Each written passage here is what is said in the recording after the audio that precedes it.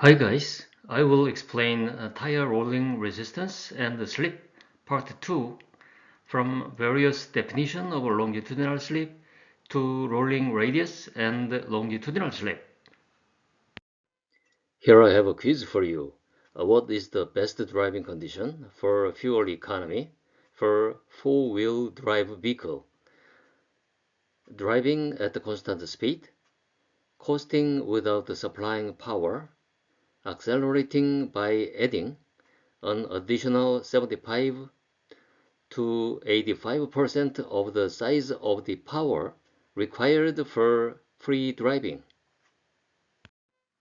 In this video, the whole is about the vertical slip, and for convenience of explanation, we will use the coordinate system shown in this figure, where the tractive force and the tractive torque have positive values in the corresponding positive axis. Tire slip can be classified into local slip and global slip. The slip point, slip circle, and the slip radius were explained in the last video, H57. Local slip is measured from the relative speed with the contact patch that occurs when each point on the circumference of the tire passes that contact patch. For example, even in the constant speed driving, when a point on the tire circumference passes through the region from point A to point E of the contact patch, local slip is greater or smaller than the slip radius at all locations except points B and D. A global slip occurs when the angular velocity of the tire slip radius and the speed of the wheel center differ from each other. When the tire in constant speed driving receives additional braking or acceleration force, a global slip is physical quantity generated by the entire tire, not just by one point of tire. The rolling resistance between the wheel axle and the contact patch includes the tire rolling resistance, aerodynamic resistance of the tire and the wheel wheel bearing friction resistance, among which tire rolling resistance has much larger value than the others. Usually, all of these are combined and treated as tire rolling resistance. Let's take a look at the stress distribution for the static state tire first. This figure is from the last video, H14. In a tire that does not move under static load, the vertical stress distribution appears symmetrical in the YZ plane perpendicular to the screen. Therefore, the length of the contact patch is the same on both sides of YZ surface. So, the resultant force FF at the front of contact patch and the resultant force FR at the rear of contact patch are the same.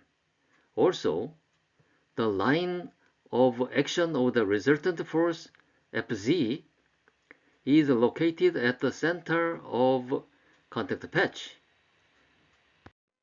However, when the tire rolls on the ground, rolling resistance occurs in the rolling tire, and the hysteresis damping occurs in both the road surface and the tire, so that the tire always leaves the ground without elastic recovery.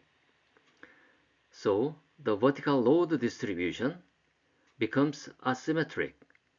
Therefore, the magnitude of the resultant force FF of the front part of the contact patch becomes larger than the magnitude of the resultant force FR of the rear part of the contact patch that follows. In this way, the stress distribution of the preceding contact patch is larger than that of the subsequent contact patch, so that the line of action of total resultant force moved forward in the direction ahead of the wheel axis.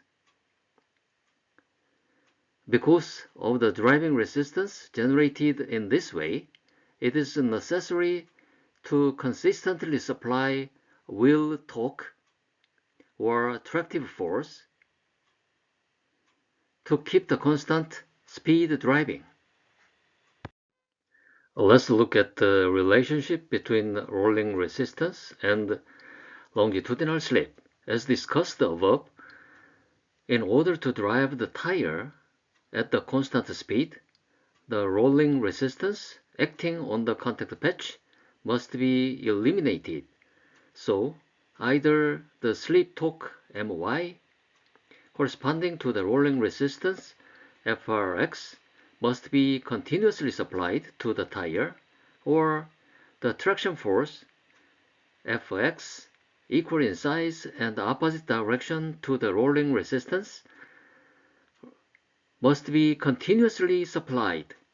In both cases, the small amount of physical slip occurs on the tire, but nonetheless, the longitudinal slip can be defined as in the equation 3, with the effective radius of constant speed driving in this state as the slip radius. At the constant speed, since the linear speed Vr and the wheel center speed Vx are equal, the longitudinal slip kappa becomes 0. If there is no continuous tractive force or torque, the longitudinal force of the tire does not become 0 due to the rolling resistance Frx, and the slip value is negative because the magnitude of the wheel linear speed Vr is less than the wheel center speed Vx. This means that small amount of braking force is applied due to rolling resistance Frx, and eventually comes to a standstill. The slip point, slip circle, and the slip radius were explained in the last video, E57.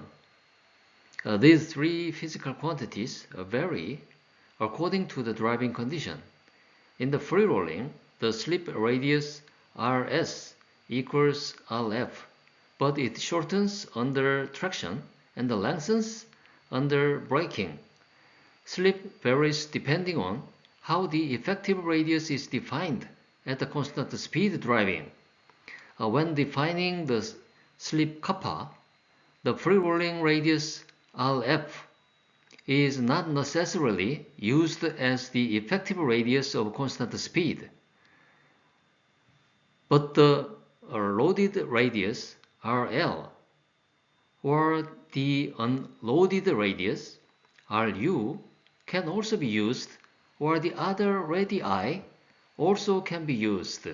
However, in those cases, the longitudinal force at the contact patch is not 0, and a significant force must be acting in the corresponding direction. Let's look at these in turn.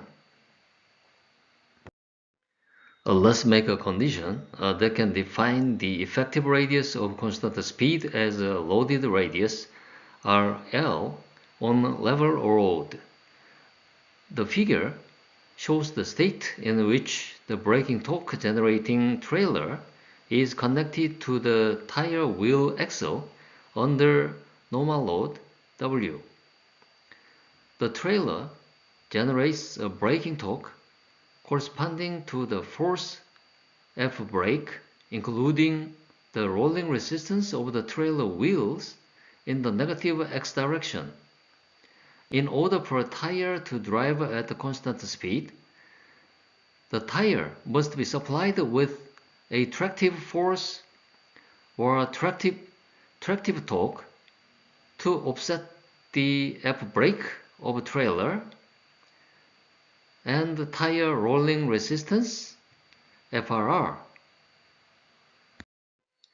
As discussed above, when a tractive force acts on the tire, the slip radius decreases.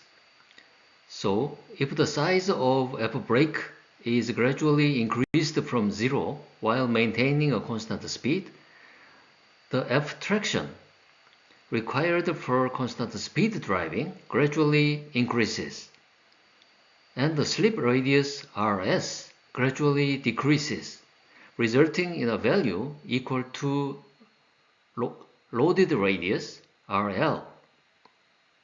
If the slip circle by Rs and the slip circle by RL are the same, the slip between the two disappears. At this time, the loaded radius RL can be used as the reference slip radius. In this state, since the tractive torque is supplied to the wheel, the sum of wheel torque is not 0, so it cannot be said to be free rolling. Let's think about the uphill constant driving. Uphill drive can create similar driving conditions as before. If you remove the trailer and set the climbing angle theta so that the climbing resistance FUH is the same as the previous trailer's resistance force F brake, the tire can drive at a constant speed on the hill with the previous tractive torque. Here, FUH is the load component at the center of gravity parallel to the road surface, and can be calculated using trigonometric relationship.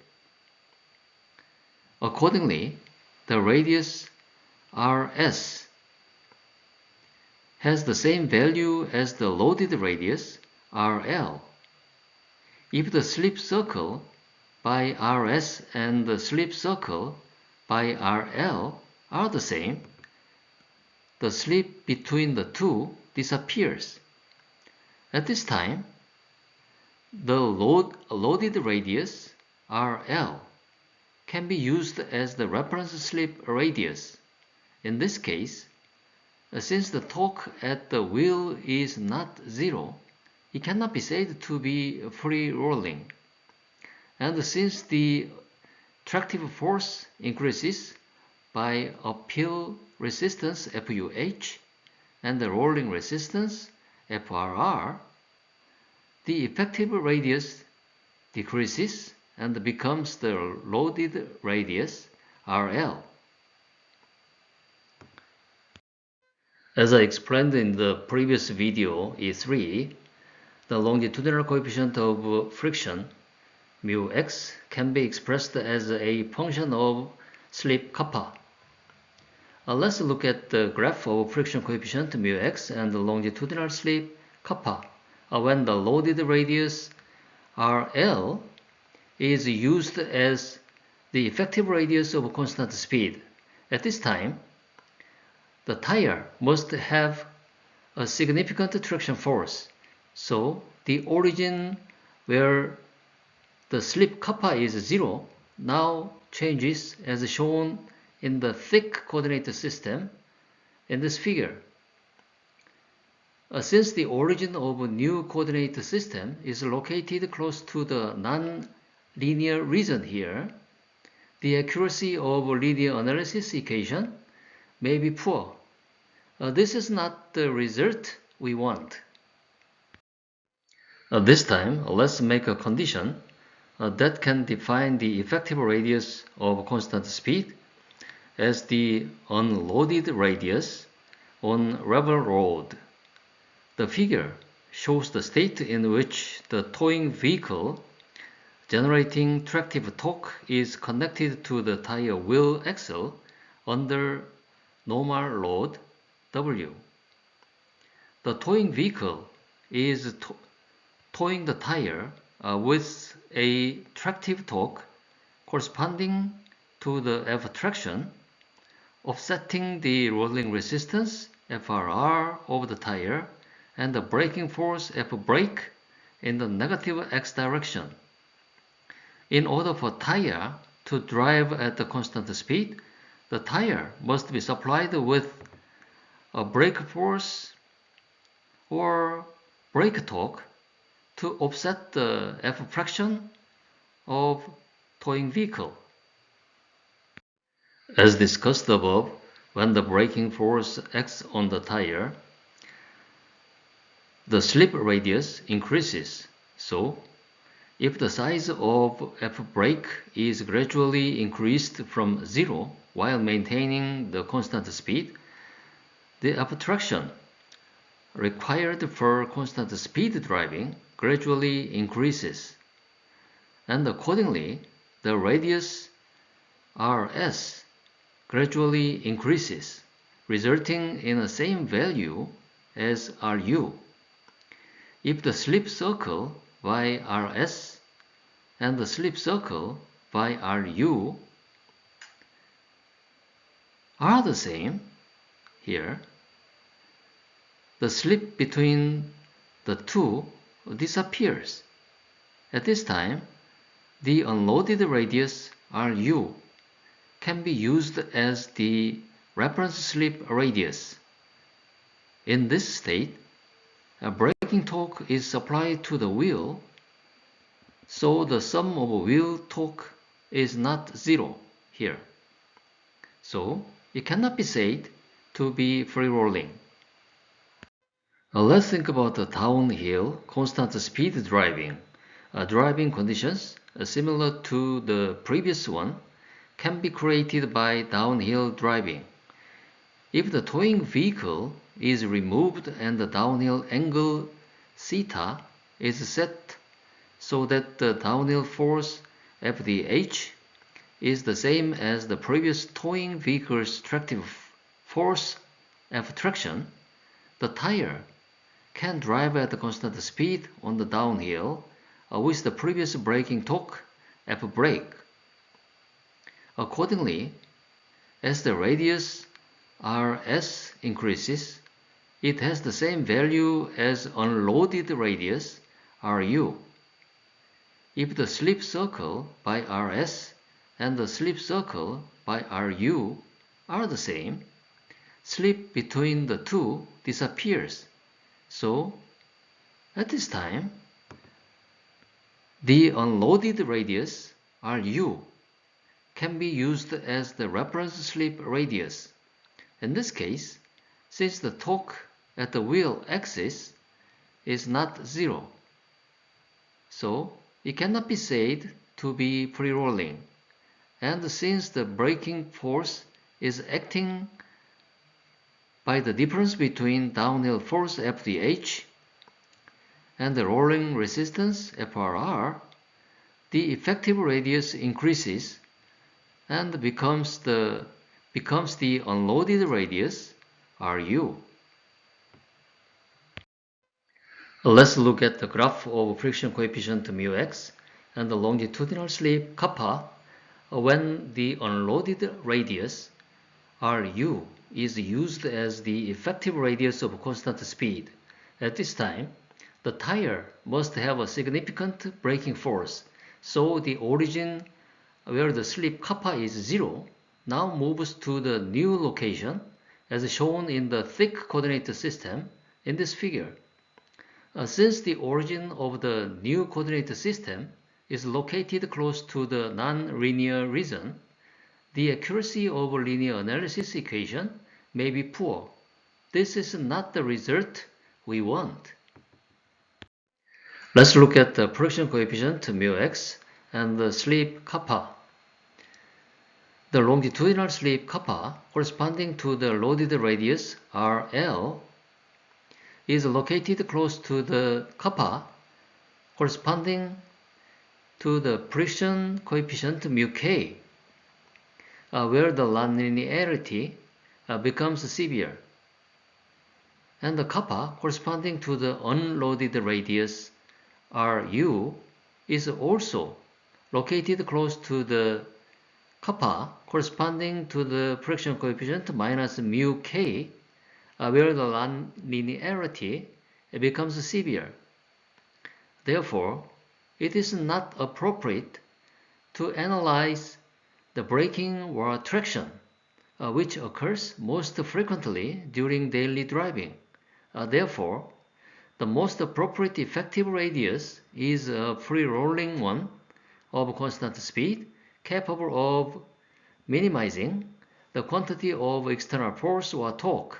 In this way, we can use the wide range of linear region in yellow.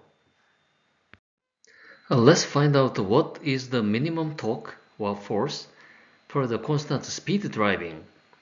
Since the rolling resistance is always generated when the tire is rolling, a force that can offset the rolling resistance is needed to make the tire rolling at constant speed. There are two ways to achieve the constant speed.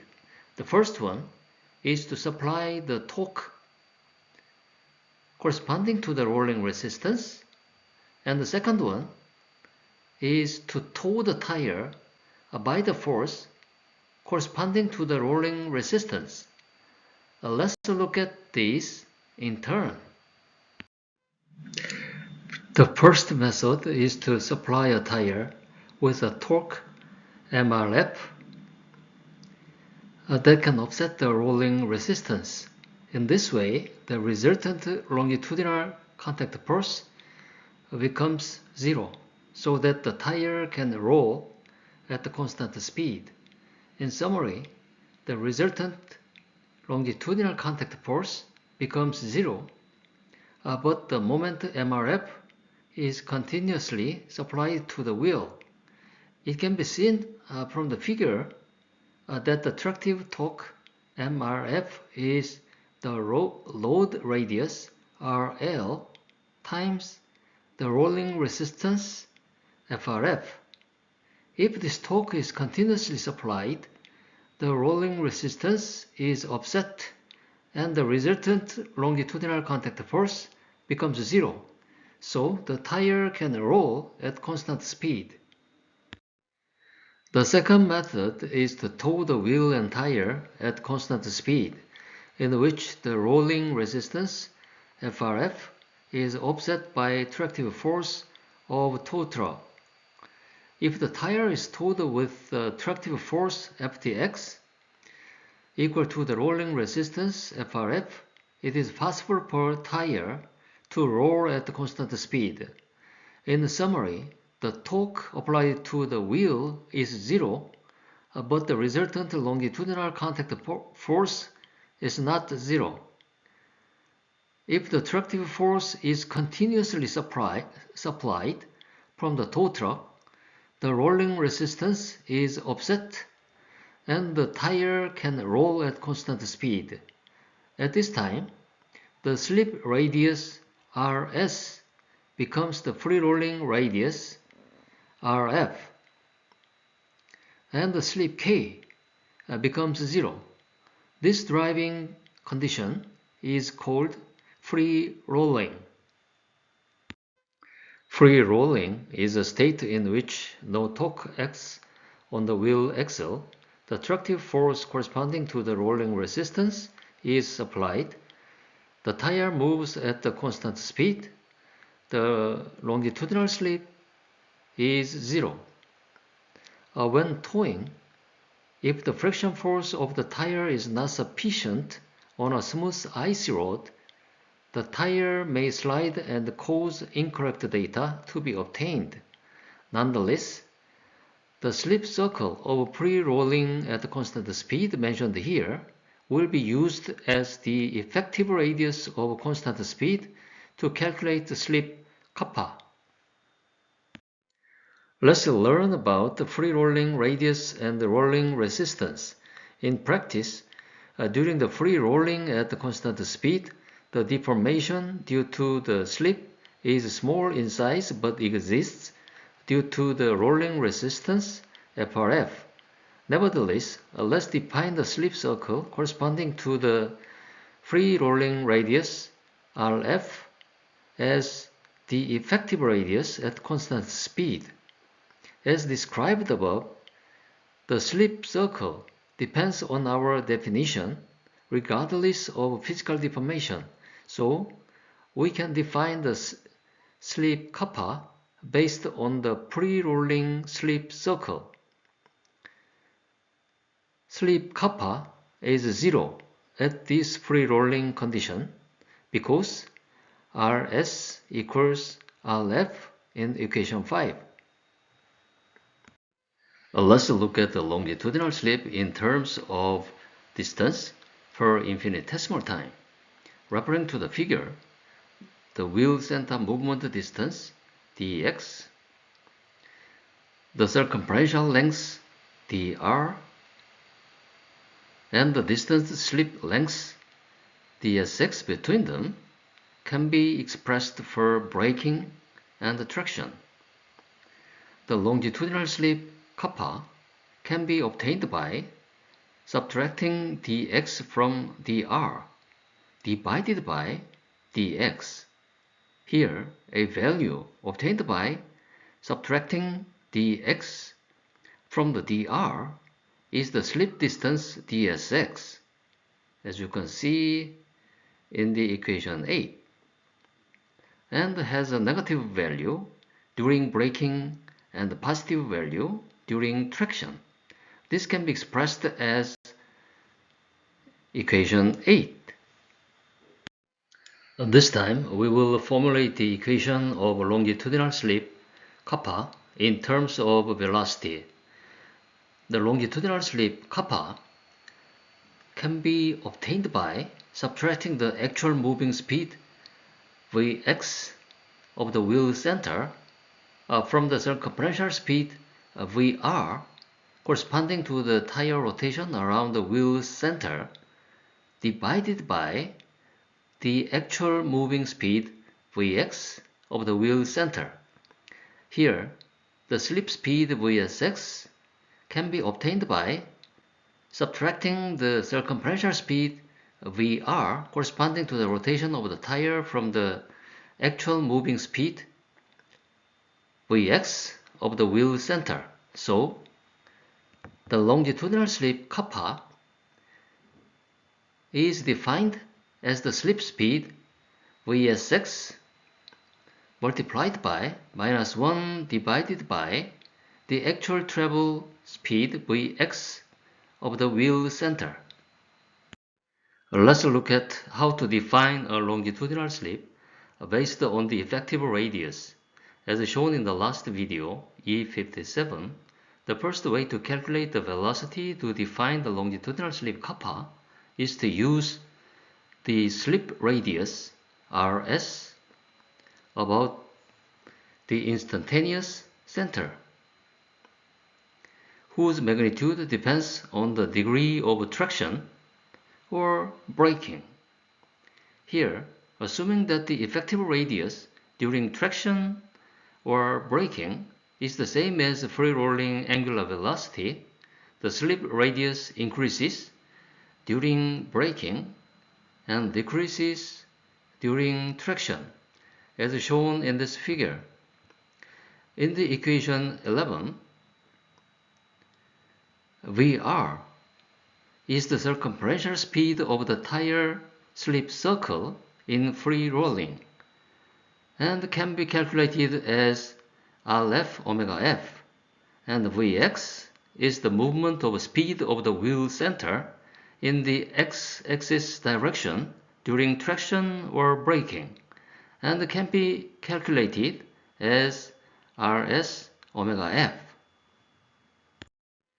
The second way to calculate the longitudinal slip is to use the angular velocity, assuming that the effective radius during traction or braking is the same as the free rolling radius Rf here. The magnitude of the linear angular velocity omega r varies according to the degree of traction or braking.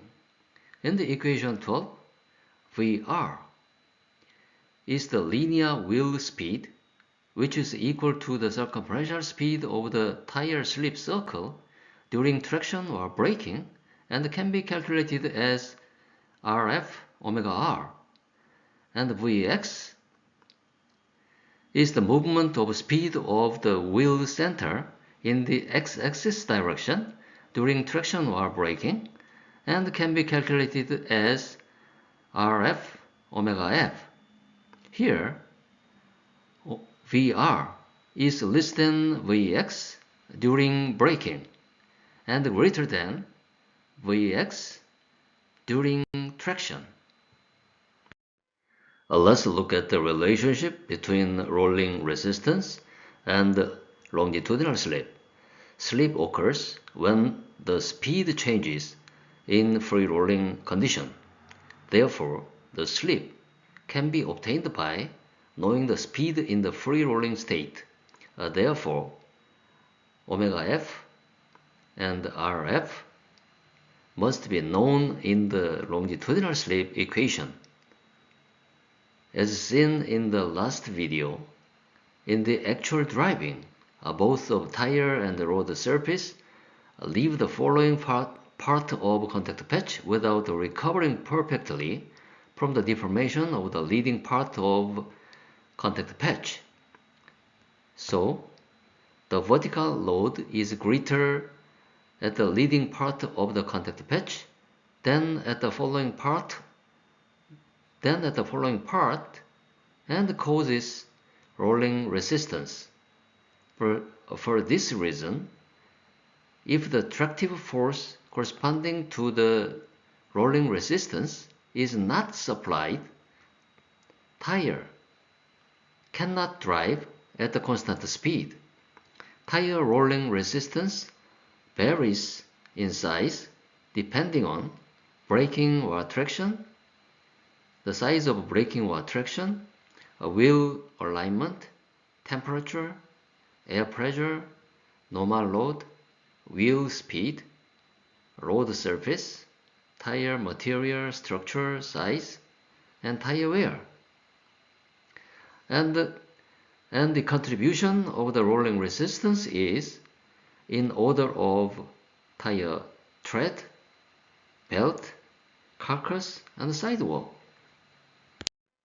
Let's continue to look at the relationship between rolling resistance and the longitudinal slip. As we learned, tractive force capable of overcoming rolling resistance is required to maintain a constant speed. If all the wheels of the vehicle are driving wheels, like four-wheel drive, tractive force for rolling resistance can be supplied by itself for constant speed driving. On the other hand, if only some of the wheels are driving ones and the rest are idle ones, such as two-wheel drive, additional tractive force corresponding to the rolling resistance of the idle wheels must be supplied at the driving wheels for the constant speed driving. Let's take a look at the various rolling resistances for free rolling condition. Let's look at the longitudinal contact force. The longitudinal slip is defined by the equation 13 as described in the previous video and previously. Kappa is the positive during traction and negative during braking. When Rf omega r and Vx have the same value, longitudinal slip kappa becomes 0 and the tire is rolling at a constant speed. When tractive or braking torque My occurs, tire longitudinal slip kappa occurs, and when longitudinal slip kappa occurs, longitudinal force Fx is generated. Let's review the relationship between friction coefficient and the longitudinal slip kappa. This was explained in the video number E3. Mu P is the maximum friction coefficient, and mu X is the dynamic friction coefficient. Fx is the longitudinal contact force, and Fz is the vertical load. The longitudinal friction coefficient mu x can be expressed as a function of the longitudinal slip kappa. Therefore, horizontal force can be expressed as a function of the longitudinal friction coefficient mu x, and vertical load Fz as shown in the equation 14. Let's define the longitudinal slip coefficient C kappa. When the longitudinal force is small, the friction coefficient can be assumed to be linearly proportional to the longitudinal slip. Therefore, the relationship between the friction coefficient mu and the longitudinal slip kappa can be expressed in terms of longitudinal slip coefficient C kappa, as in the equation 15, in the region in yellow where the longitudinal slip kappa is small. C kappa is defined at the point kappa equals 0 as shown in the equation 16. Therefore, the longitudinal force Fx can be expressed as in the equation 17 by substituting the equation 15 into the equation 14. To understand the longitudinal slip related to the rolling resistance more deeply, let us introduce the free rolling resistance coefficient FRF. Since the torque due to the rolling resistance is equal to the rolling resistance FRF multiplied by the load radius RL, it can be expressed in the equation 18. The longitudinal force FRF due to the rolling resistance in the equation 18 can be expressed using the free rolling resistance coefficient FRF and the normal load Fz as shown in the last part of the equation 18. Here, the free rolling resistance coefficient FRF is defined as the longitudinal rolling resistance force FRF divided by the vertical load Fz as shown in the equation 19. Let's look at the rolling resistance. During traction or braking, let FRE be the effective rolling resistance at traction or braking, and let FRF be the rolling resistance at free rolling. Here, the effective rolling resistance FRE includes the free rolling resistance FRF. Therefore, additionally generated fuel rolling resistance FRD at the traction or braking can be expressed in the equation 20, which is generated separately on top of the free rolling resistance FRF.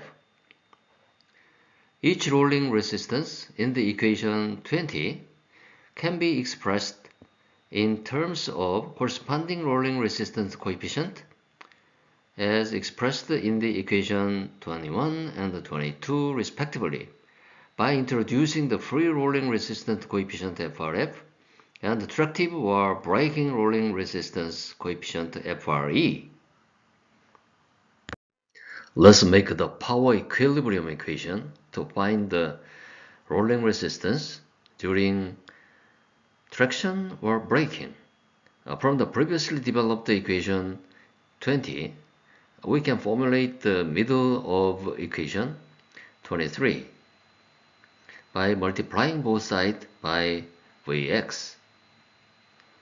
The m in the equation 23 is the torque additionally applied for traction or braking in the state of overcoming pre-rolling resistance at the constant speed driving, and Fx represents the contact force per traction or braking.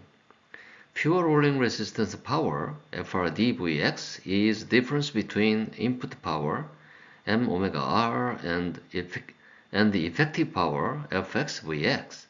Then we can formulate the last part of equation 23.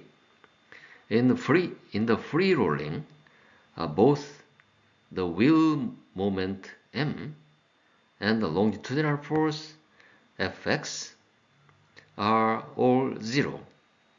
By arranging the equation 23 for rolling resistance power FRe/Vx during traction or braking, equation 24 can be obtained. Let's look into the relationship between rolling resistance and the slip in depth.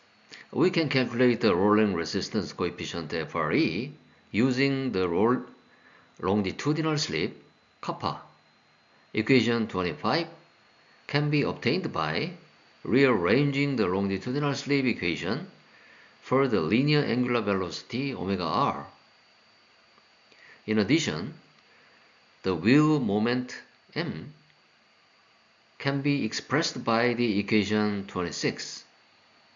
Equation 27 can be obtained by substituting the equation 25 and equation 26, equation 17 for contact force, equation 21 for rolling resistance at the free rolling, and the equation 22 for rolling resistance at traction or braking into the equation 24 obtained previously and arranging them. This equation is introduced on the page 18 of Paulsen's book Essentials of Vehicle Dynamics. Let's formulate the equation of the effective rolling radius coefficient FRE with respect to the longitudinal slip kappa. Equation 27 derived above can be used for both traction and braking. The braking rolling resistance coefficient FRB can be expressed by the equation 28. In this case, since kappa is negative, the last term C kappa kappa is positive. The first term is negative. The tractive rolling resistance coefficient FRT can be expressed by the equation 29. In that case, kappa is positive, so the last term minus C kappa kappa is negative. The first term is positive. If the equation 27 is rearranged with respect to the longitudinal slip kappa, it can be seen that the rolling resistance coefficient FRE during traction or braking appears as a quadratic function of kappa. Equation 30 is used when changing from constant speed to traction or braking. Let's continue to examine the relationship between the rolling resistance coefficient FRE and longitudinal slip kappa. In the equation 30 derived above, since FRE is a quadratic function of kappa and the constant of the quadratic term is positive, then the plot of FRE will be convex downwards. Since C kappa is a constant for small values of kappa, if the equation 30 is differentiated with respect to the slip kappa, we can have the equation 31. FRE becomes the lowest at kappa, making the differential FRE with respect to kappa is equal to 0. So, the kappa corresponding to the lowest FRE can be obtained as shown in the equation 32. As a practical example, when the ratio of RL to RE is 0.95 and C kappa is 11.918, then kappa at which FRE becomes the lowest comes to be 0.026. Let's think about the relationship between the effective rolling resistance coefficient, FRE, and the longitudinal slip, kappa. Equation 30 obtained above shows the relationship between FRE, kappa, and the free rolling resistance coefficient, FRF. The graph on the left shows this relationship. When the radius ratio of RL to RE is 0.95 and CK is equal to 11.918, we can plot this graph using the equation 30. Here, when the longitudinal slip kappa is 0, the value of FRE represents the rolling resistance coefficient generated during free rolling, and the minimum value of rolling resistance coefficient FRE is the point at which the differential value of equation 31 becomes 0. Interestingly, as shown in this figure, rolling resistance is the lowest when the tire is accelerated by the 75 to 85% of the force required for free rolling. You can find the same explanation in the book, The Automotive Chassis, Volume 1, page 86, written by Giancarlo Genta, and also in the book, Essentials of Vehicle Dynamics, page 18, written by Paulussen. The meaning of a previous graph can be summarized as follows. The least rolling resistance occurs when accelerating with the 75 to 85% of the additional force required for free rolling. Accordingly, if the weight increase is considered separately, fuel efficiency improves when the four-wheel drive vehicle accelerates each wheel to 75 to 85% of the force required for free rolling. In an actual car, if m is the torque required for constant speed drive overcoming the free rolling resistance, it means that a small amount of torque corresponding to m multiplied by 1.75 to 1.85 is supplied to each wheel. You can find the same explanation in the book listed below. Let's find out why four-wheel drive vehicles get better fuel economy.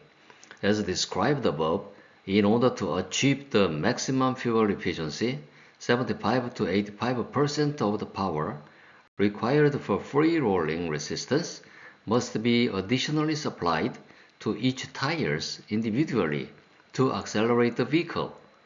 In this case, the tire is not in a constant speed, but in a very small acceleration. Let's look at this case by case. In the case of four-wheel drive can supply each wheel with individual power. So, 4 tires overcome rolling resistance with their own power, as you can see here.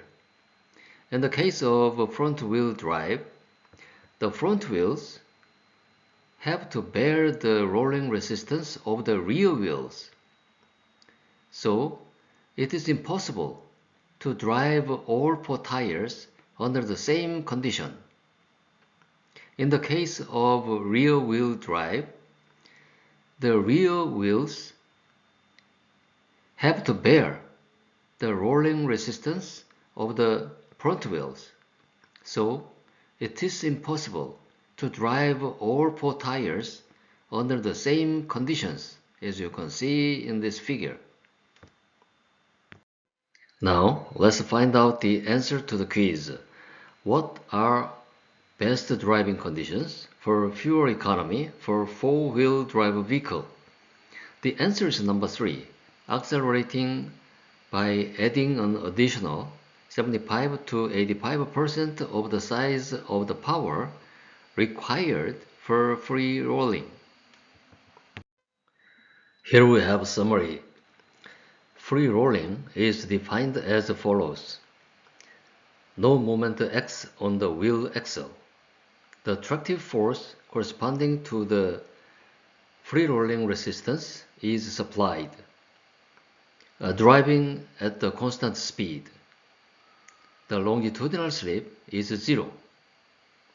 Longitudinal slip is the value obtained by dividing the slip speed by the actual moving speed of the wheel center. It can be expressed as the circumferential speed of slip radius corresponding to the tire rotation and the actual moving speed of the wheel center. It can be expressed as the slip radius of rotation about the instant center and the radius of free rolling. It can be expressed as a linear angular velocity and the free rolling angular velocity.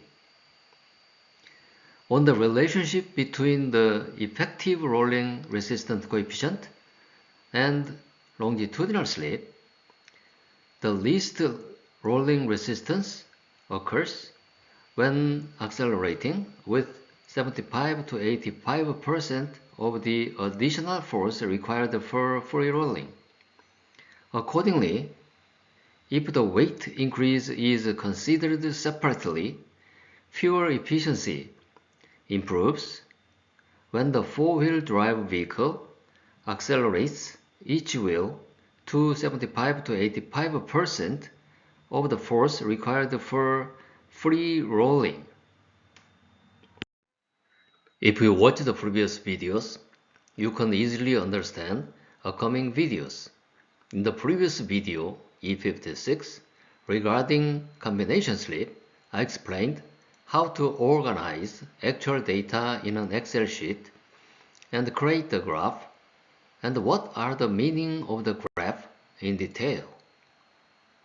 Recently, I explained the definitions of slip in various ways, and also I explained why the instantaneous center becomes larger in braking and smaller in acceleration. And on top of those, I explained how the velocity vector appears. The next video will be the longitudinal slip, part 3. I will explain various tire slips and their signs and their meanings. Please hit the thumbs up and catch the brand new videos by free subscription. So, what are you waiting for? See you on next video. Goodbye guys!